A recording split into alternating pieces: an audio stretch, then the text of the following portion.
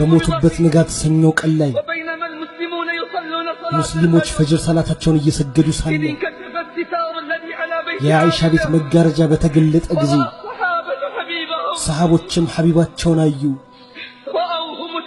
አዩአቸው ፈገግ እያሉ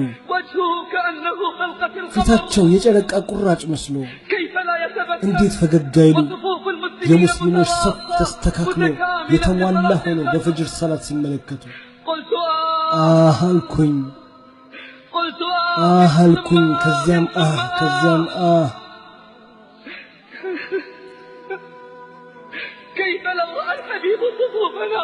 እንዴት ነው ነብያችን ዛሬ ፈጅር ሰላት ላይ ያለን ሶፎቻችንን ቢመለከቱ አልኩ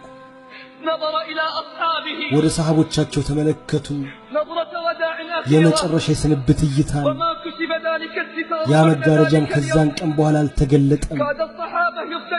ሰሃቦች ሰላታቸው ውስጥ ሊፈተኑ ነበር ሐቢባቸው ከህመም የተፈወሱ መስሏቸው ከነሱ ጋር ለመስገድ ለመውጣት እየተሰናዱ መስሏቸው ፈገግ እንዳሉ በምልክት ሰላታቸውን ጨርሱ አሏቸው መጋረጃውም ተዘጋ የመጨረሻ እይታቸውና የመጨረሻ ፈገግታቸው ነበር ህመሙና ትኩሳቱ ይጨምርባቸው ጀመር ሰለዋቱ ረቢ ወሰላሙሁ ዐለይህ አላህ የሚያውቀው ህመምና ጭንቀት ይሸፍንባቸው ገባ ወደ እሳቸው ፋጡማ ረዲየላሁ ዐንሃ ገባች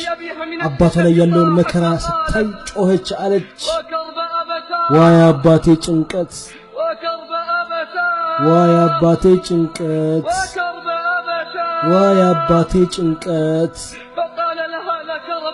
አሏት ከዛሬ በኋላ አባትሽ ላይ ጭንቀት የለበትም ሚስጥር ማወሯትና ለቀሰች ከዛም ሹካሏትና ሳቀች አይሻ ስለዛ ተጠየቀችና አለች የአላህ መልእክተኛ ሚስጥርን አላወጣም ነገር ግን እሷ ከሞቱ በኋላ ስለዛ ተናገረች መጀመሪያ ላይ ሹካሏት በዚህ በሽታ እንደሚሞቱ ነገሯት አለቀሰች ሁለተኛ ሹካሏት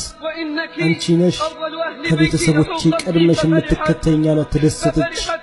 ተደሰተች ረዲየላሁ ዐንሃ ወአርዳሃ አባቷን ትከተላለች ሁለተኛ መቀመጫ ቻይ በሆነው ንጉሥ ዘንድ እንዴት ላትደሰት እሷ የዓለማት ሴቶች አለቃ እንደሆነች አብስረዋት ከዛም ሐሰንና ሁሴን አስጠሩና ሳሟቸው ገሰጿቸው መከሯቸው ከዛም ሚስቶቻቸውን ጠሩ መከሯቸው ገሰጿቸው ከዛ